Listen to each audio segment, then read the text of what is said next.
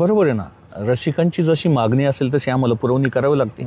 आज रसिकांची मागणी थोडीशी जरा हुल्लडबाजीकडे वळालेली आहे. रसिकांना मला नाव ठेवायचं नाही, जशी त्यांची मागणी तशी आपल्याला पुरवणी करावी लागते. परंतु जो मेन बाज आहे तमाशाचा, गणगवळण झाली, लावणी बतावणी, छक्कर, सवाल जवाब किंवा वगनाट्य, हे थोडंसं आता नकोसं वाटायला लागलंय. सत्य, त्यांना अनेक चित्रपटातून ऑफरही आल्या होत्या. व्ही शांताराम बापूंनी त्यांना स्वतः चित्रपटासाठी ऑफर केली होती. परंतु त्यावेळेस करमणुकीचे काहीच साधनं नव्हते आणि या कलेला खूप, ही जी जिवंत कला आहे या कलेला खूप वॉन्टेड होता. वॉन्टेड म्हणजे खूप मागणी होती.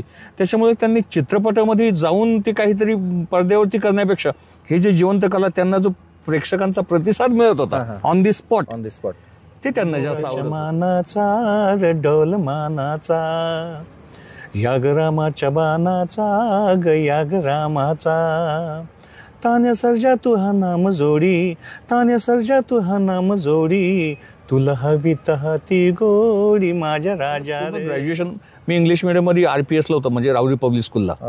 हां, त्याच्यानंतर माझं ग्रॅज्युएशन झालं आणि ग्रॅज्युएशन झाल्यानंतर थोडं एक आपण म्हणतो प्रारब्धात जे असतं ते काही चुकत नाही. थोडंसं मी एक सुट्टी म्हणून सहज वडिलांनी मुंबईला बोलवलं. त्यावेळेस मुंबईला कार्यक्रम व्हायचे. तर मुंबईला गेल्यानंतर मला या कलेविषयी थोडंसं आकर्षण निर्माण झालं.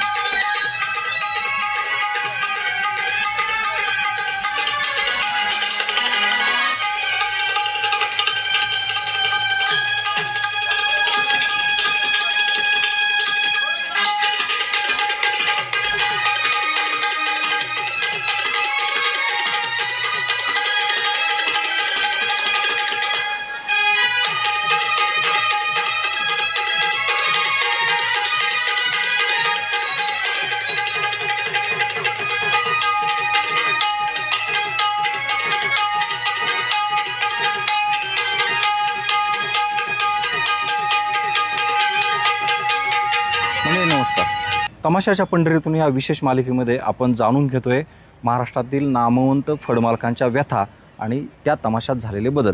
खरं तर तमाशा पंढरीमध्ये आल्यानंतर प्रत्येक फडमालकाचं, प्रत्येक तमाशाचं एक वेगळेपण आहे.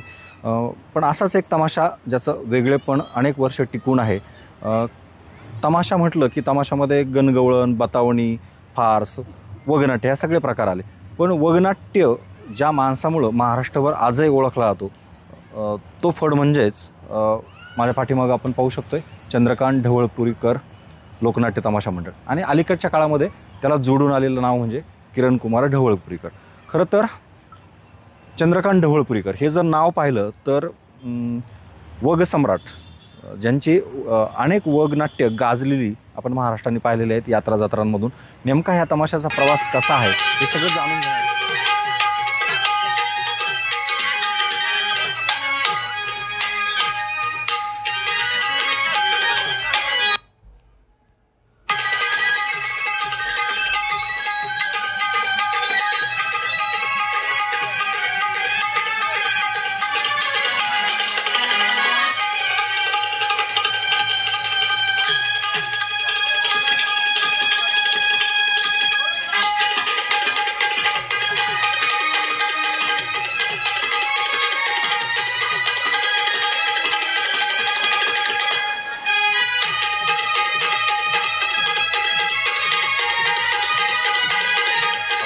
याच तमाशाचे जे व्यवस्थापक आणि फडमालक आहेत स्वतः किरण कुमार ढवळपुरीकर त्यांच्याकडनं जाणून घेणार आहोत. जीव शिवाची बैल जोड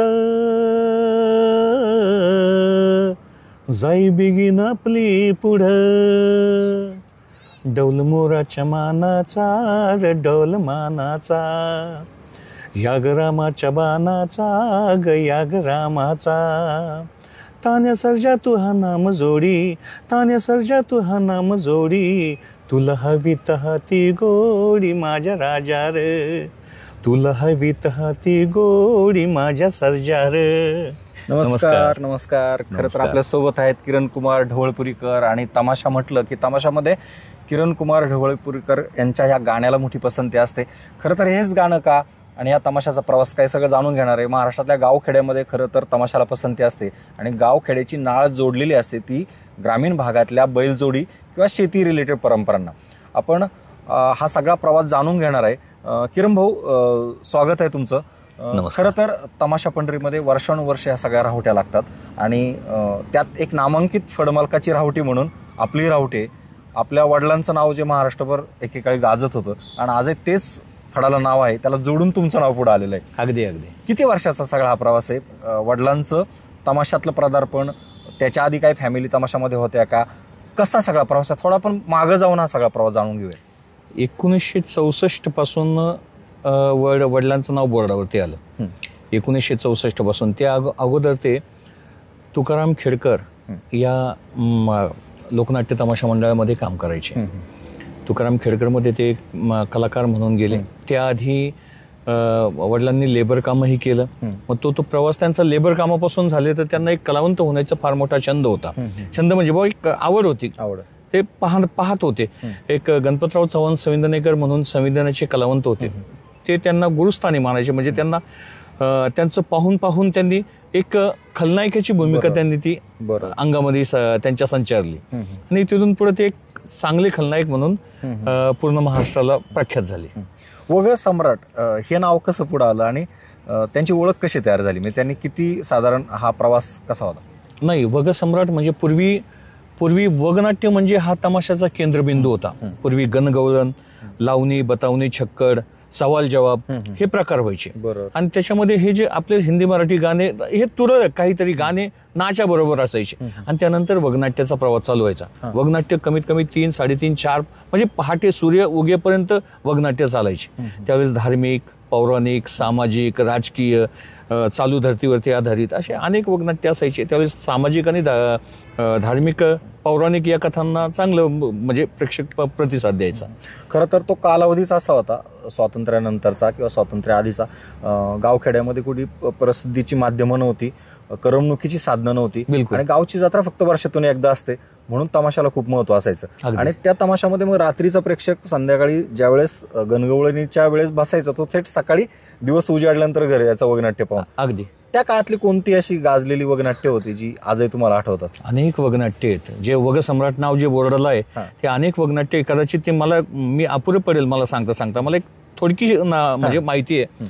संत तुकाराम अर्थात तुका झाला शिकळेस, भक्त पुंडलिक, महाराष्ट्र झुकत नाही, रक्तात भिजला बांगला, हिजुंज मुरारबाजीची, परत एक वडिलांचं एक चंद्रराव मोरेंची एक भूमिका होती, चित्ता फाडला जावलीचा, अतिशय गाजलेले. ऐतिहासिक, सामाजिक सगळ्या प्रकारचा. पुढाऱ्यांनी काढली शाळा, बंद करा हे गँगवार, स्वातंत्र्यासाठी वाटेल ते, काय दिले या स्वातंत्र्याने, असे म्हणजे करीतो चोखोबा जोहार, संत चोखा मेळा, अनेक वगनाट्य होते. सामाजिक पुढाऱ्यांनी काढली शाळा, चिंचोलीचा देशमुख, म्हणजे या अनेक कथांमधून ते खलनायक यांनी प्रसिद्ध झाले. बरोबर, खलनायकीतून.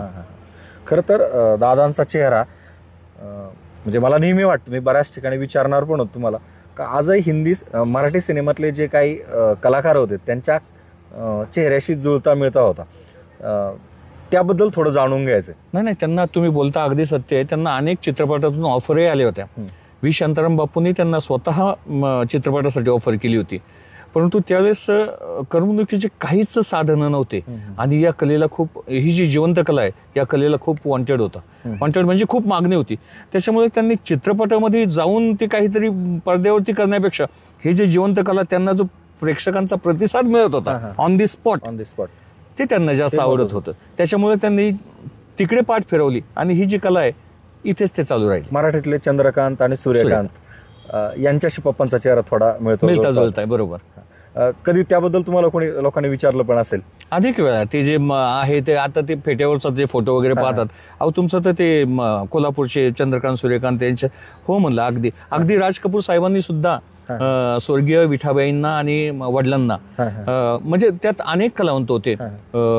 माधवराव गायकवाड साहेब, शंकरराव कोकाटेजी, म्हणजे अनेक दिग्गज कलावंत होते की ज्यांना चित्रपटामध्ये ऑफर मिळाली होती.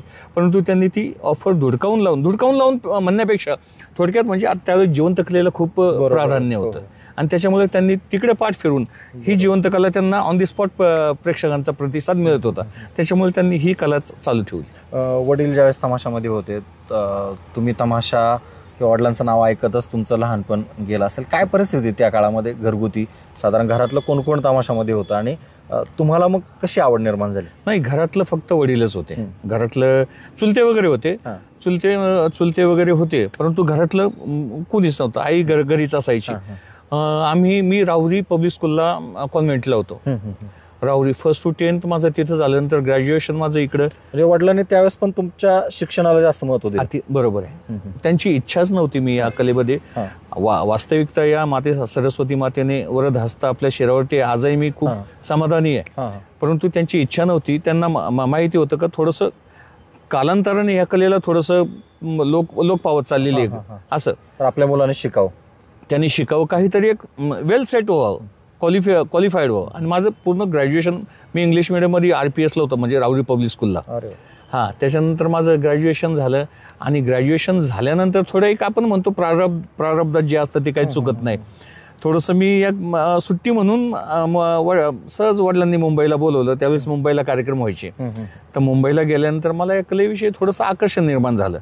थोडंसं रंगीत आणि संगीत या ठिकाणी दोन्ही दिसलं मला.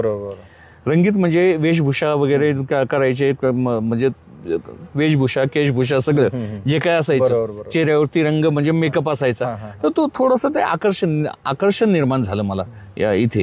आणि म्हणलं अरे हे तर इथं तर सर्व, त्यावेळेस मला असं वाटलं एक खुली कल्पना, इंद्र दरबार या इथे सर्वच आहे, पैसा आहे, रंगीत संगीत सर्व काही आहे. आणि एक त्या कलेकडं पाय वळले गेले माझे. आणि त्या काळात त्या कलेला तेवढे सुवर्ण काळ होता. अतिशय टीव्ही काही माध्यमच नव्हतं ना करमणुकीचे. कुठेतरी गावात एखादा पंचायतीचा टीव्ही असायचा किंवा फार मोठ्या घरी टीव्ही असायचा. तेही त्यामध्ये मुंग्या, त्यामध्ये चित्र काही दिसत नसायचे, फक्त आवाजावर बातम्या आणि शनिवार रविवार सिनेमा. येस, चित्रहार छायागीत वगैरे असायचं. आणि त्याच्यामुळे आणि या कलेला लोक पायी 10-10, 15-15 किलोमीटर बैलगाडीने, सायकलवरती वाटेल ते साधनं करून, त्यावेळेस साधनांचे म्हणजे बाकीचं नव्हतं मोटरसायकल वगैरे, पण ते पाहिजे त्या साधनांनी पायी यायचे त्या. तुम्ही किती एकूण भावंड, बहिणी, आणि आता सध्या या कलेमध्ये घरातलं कोण कोण आहात? मी एकटाच आहे घरातला. माझा भाऊ आहे, तो रावटीवरती असतो, तो ही बुकिंगचं काम सांभाळतो. आणि सोबत मी एकटाच असतो. भाऊ बहिणी किती तुम्ही सगळे? आम्ही 3 जण बहिणी आणि 2 भाऊ, आम्ही सर्व 5 जण. आणि सर्व शिक्षण कसं तुमचं सगळ्यांचं? भावाचंही माझं शिक्षण झालेलं आहे. बहिणी चांगल्या ठिकाणी आहे. बहीण सोलापूरला आहे, एक बहीण सोलापूरला आहे, एक पुण्यामध्ये आणि एक नाशिकला आहे. जसं तुमच्या पप्पांना वाटलं होतं त्या काळामध्ये का तुम्हाला चांगल्या ठिकाणी एज्युकेशनला टाकलं, मुलांनी पुढे जाऊन शिकून काहीतरी वेगळं बनावं, आणि तशी परिस्थिती पण होती, वडिलांची परिस्थिती होती. म्हणजे त्यावेळेस या कलेला प्राधान्य असल्यामुळे फायनान्शियल पोझिशन पण चांगलीच होती. आणि दुसरी गोष्ट म्हणजे राजकीय वरद हस्त पण आता या क्षेत्रामध्ये वडिलांची अनेक ओळख होती, त्यामुळे तो पण होता. आणि त्या पिरियडमध्ये मी सहज मोठा अधिकारी होऊ शकलो असतो. क्लास 1 अधिकारी होण्याची वडिलांची इच्छा होती माझी. जसं आम्ही पाहिलं परवा, भिका भाऊंचा एक मुलगा BSc ॲग्री आहे. बरोबर. इकडं अजून एक तमाशा आहे, त्याच्यामध्ये पण शिकलेली पुढची पिढी आहे. आता माझ्याच मुलाचं घ्या, माझा मुलगा, मोठा मुलगा वकील आहे खंडपीठामध्ये, छत्रपती संभाजीनगर या खंडपीठामध्ये हायकोर्टला तो वकील आहे. दुसरा मुलगा ऑइल कंपनीमध्ये मॅनेजर आहे. या नव्या पिढीची कसं तमाशाबद्दल काय व्हिजन आहे त्यांचं, का पुढे जाऊन हे तुम्ही आहात तोपर्यंत समजा तमाशाचा सगळा? नाही, मी त्यांना सांगितलं जोपर्यंत आहे आज त्या कलेने आपल्याला जिवंत ठेवलेलं आहे, त्या कलेच्याच माध्यमातून आपण आज महाराष्ट्रभर ओळख आहे आपली. बरोबर. तर तुम्ही नाही काही करता आलं तर तेवढं का होत नाही, तेवढी कलेची सेवा करा, तुम्हाला ज्यावेळेस वेळ भेटन, परंतु ते नाव चालू राहू द्या. आपण पुन्हा एकदा थोडंसं मागं जाऊयात. साधारण नारायणगाव म्हटलं तर विठाबाईंचं गाव, त्यानंतर आसपास दत्तोबा तांबे, जुन्नरमधले बरेच फडमालक आजही महाराष्ट्राला लक्षात आहेत. वर्षानुवर्ष अनेक पुरस्कार त्यांनी मिळवले त्या फडांनी. आपलं मूळ गाव कुठलं आणि नारायणगावात तुम्ही कसे आलात, त्याचा काय इतिहास? साधारण मूळ गाव ढवळपुरी, पारनेर तालुका, नगर जिल्हा. आता माझा जन्मच नारायणगावचा आहे, तर तो म्हणजे मला बाकीचं तर काही सांगायची गरज नाही. माझा म्हणजे वडिलांचं मूळ गाव ढवळपुरी, आणि मग ते ढवळपुरीतून तमाशा पंढरी ही नारायणगाव असल्यामुळे ते नारायणगाव मध्ये आले. आणि तुम्ही नारायणगावकरच झाले? म्हणजे नारायणगावकर झाले. आत्ता अलीकडच्या काळामध्ये तमाशातला जो काही बदल घडतोय, तुम्ही असं आधी सांगितलं की त्या काळात एक सुवर्ण काळ होता. आता काय जाणवतं, एक तुम्ही एज्युकेटेड आहात, आता अलीकडच्या काळामध्ये तमाशात काय बदल घडतायत, प्रेक्षकांची कशाला पसंती असते आणि तुम्हाला तसंच द्यावं लागतंय? बरोबर आहे ना, रसिकांची जशी मागणी असेल तशी आम्हाला पुरवणी करावी लागते. आज रसिकांची मागणी थोडीशी जरा हुल्लडबाजीकडे वळालेली आहे. रसिकांना मला नाव ठेवायचं नाही, जशी त्यांची मागणी तशी आपल्याला पुरवणी करावं लागते. परंतु जो मेन बाज आहे तमाशाचा, गणगवळण झाली, लावणी बतावणी, छक्कर, सवाल जवाब किंवा वगनाट्य, हे थोडंसं आता नकोसं वाटायला लागलंय रसिकांना. त्यांना थोडेसे गाणे वगैरे झालं म्हणजे मग त्यांना असं वाटतं का तमाशा झाला. थोडंसं एक वेगळं आकर्षण त्यांना निर्माण झालेलं आहे.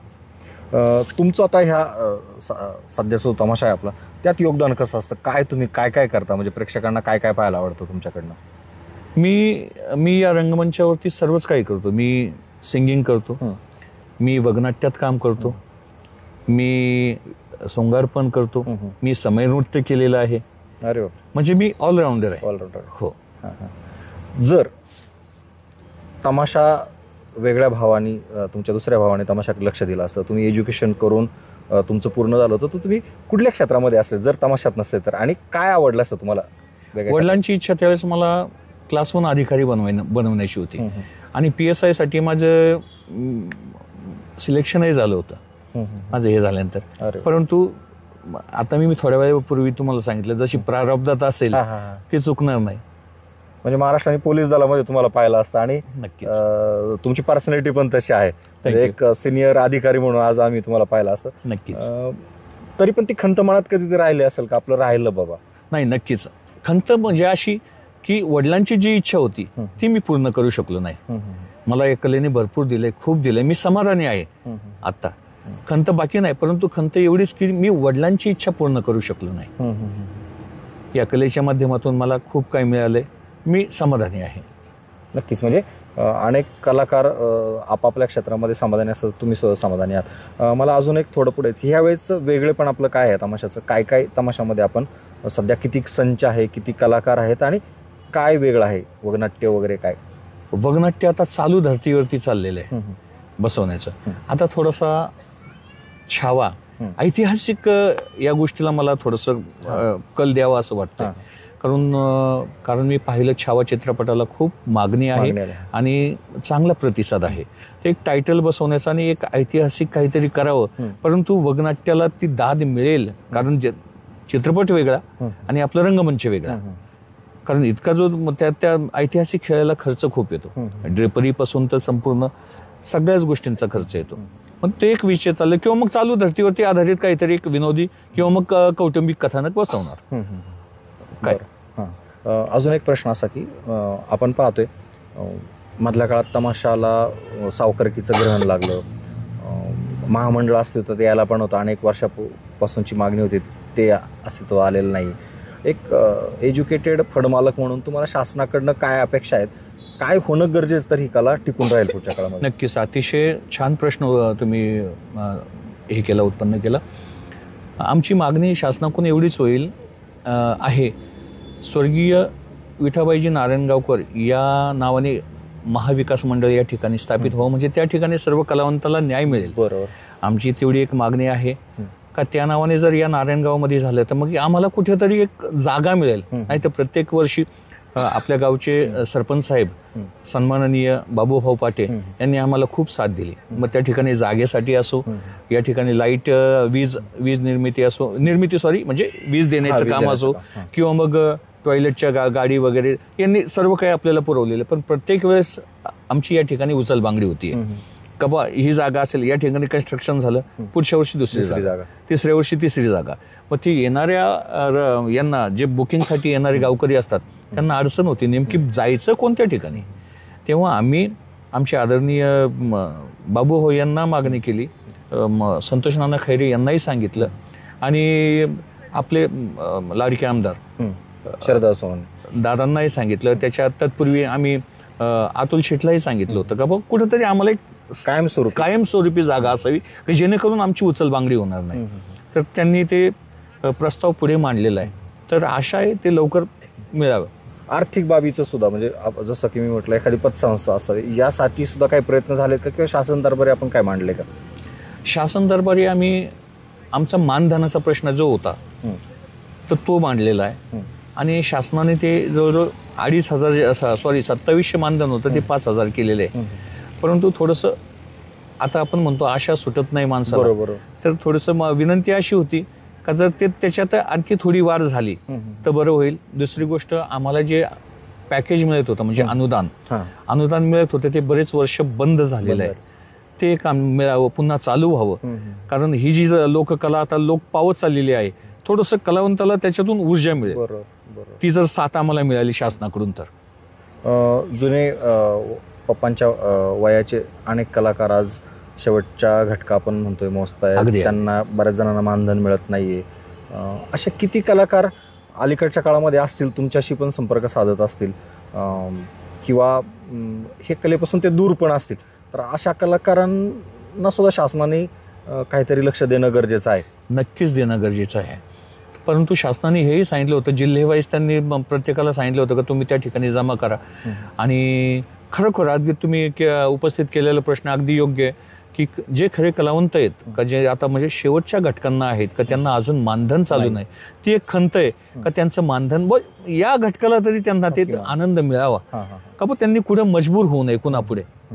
आणि माझीही थोडीशी त्या कलावंतांनाही विनंती राहील की आपण आपले जे आता ऑनलाईन केलेले आहे, शासनाने भरपूर काही स्कीम्स काढलेले आहे, परंतु त्यापर्यंत ते पोहोचत नाही त्यांच्यापर्यंत. आणि आपल्याला ते शासनापर्यंत ते त्यांना तो फॉलोअप घेता येत नाही. तेव्हा कुठंतरी काहीतरी एक नॉर्मल प्रोसेस असावी जेणेकरून जे खरे कलावंत आहेत त्यांना ते पटकन चालू व्हावं. बरोबर. आता थोडेसे अनएज्युकेटेड असतात, काही अनक्वालिफाईड असतात, त्यांना ते प्रोसेस कळत नाही म्हणून तो कंटाळा करतो. कंटाळा नको, ते सारखं ते मग ते नाही मिळालं तरी चालेल. बरोबर. मग तो आपला जो खरा कलावंत आहे तो वंचित राहतो ह्या गोष्टींपासून. जसं शासन शेतकऱ्यांना एखादी योजना आणली तर गाव पातळीला तलाठी कार्यालयामध्ये त्याच्या सुविधा उपलब्ध करून देतं का, फॉर्म कसा भरायचा, किंवा तसं कलावंतांसाठी असं एखादी तालुका लेवलला तरी सोय असावी. नक्कीच असावी, गोष्टीसाठी नक्कीच असावी की जेणेकरून त्याच्यातले त्यांना तो कंटाळवाने नाही वाटला पाहिजे. कारण सारख्या चक्रा मारा, त्या फायली बनवा, फायली गहाळ होतात काही ठिकाणी, त्या म्हणजे तो कंटाळवाना प्रवास नाही वाटला. पण गेले जे खरे त्यांना तुम्ही नक्कीच हे करा. जे तुम्हाला चुकीचं वाटतं त्याची नक्की तुम्ही शहानिशा करा. परंतु जे खरे कलावंत आहे, जे त्याच्यापासून वंचित आहेत, त्यांची तुम्ही तात्काळ मदत त्यांनी चालू करा. नक्कीच. आपण ही मुलाखत संपवते, पण महाराष्ट्रातल्या गावखेड्यातल्या अगदी महाराष्ट्रातल्या कानाकोपऱ्यातल्या माणसाला या फडाबद्दल माहिती आहेच आहे, पण त्यांना यंदाच्या जत्रेला किंवा पुढच्या काळात हा तमाशा न्यायचा असेल तर कोणाशी संपर्क साधावा? तो नंबर तुम्ही आणि त्यांचं नाव, तुम्ही असाल तर तुमचंच किंवा बंधू असेल दोघांचे नंबर एकदा प्रेक्षकांसाठी सांगा.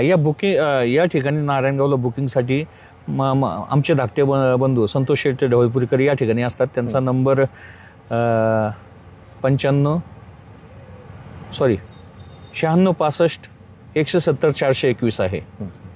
9665 170 421. आणि माझा सेल नंबर आहे 9921 53 56 57. नक्कीच. तर मित्रांनो, महाराष्ट्रात तुम्हाला कुठल्याही गावामध्ये हा तमाशा न्यायचा असेल तर दादांनी सांगितलेला नंबर, त्यावर तुम्ही संपर्क साधा. पाडवा आता जवळ आलेला आहे, तुमच्या गावची यात्रा असेलच आणि या यात्रेमध्ये वेगळे पण काय हवं असेल तर तमाशा पंढरीत या. तमाशा पंढरी आज पण जवळपास मागच्या 5 दशकांहून अधिक काळ याच ठिकाणी आहे. महाराष्ट्रात ज्या काही नामांकित तमाशा पंढरी आहेत त्यातली ही महत्त्वाची आहे. अनेक नावाजलेले फळीत आहेत. तुम्ही सुद्धा या, इथला आवडता तमाशा बुक करा आणि या कलाकारांवर ते असंच प्रेम करा. शासनाचं प्रेम दिवसेंदिवस आहे ते दिसतंयच, त्यात थोडीशी जरी लोकाश्रय जे आपण म्हणतो तो वाढला आणि त्याच्या सोबतीला जर शासनाने सुद्धा स्वतःचं लक्ष थोडं दिलं तर या कलाकारांना, शिकलेल्या कलाकारांना, म्हणजे मला मुद्दाम सांगावं असं वाटतं, अनेक फडमालक स्वतः हायर एज्युकेटेड आहेत आणि त्यांना फक्त महाराष्ट्राची ही कला जतन करायची, जपायची, कारण वारसाने चालत आलेली ही कला आहे, ती पुढे घेऊन जायची. दादांनी सांगितलं आपल्याला बोलताना की त्यांच्या वडिलांची इच्छा होती का कुठेतरी क्लास 1 अधिकारी बनावं, पण जरीच ते झाले नाही तर कलेच्या माध्यमातून आज घराघरात ते पोहोचलेत. त्यामुळे अशा कलाकारांवर किंवा या फडमालकांवर तुमचं सुद्धा थोडंसं प्रेम असू द्या. धन्यवाद.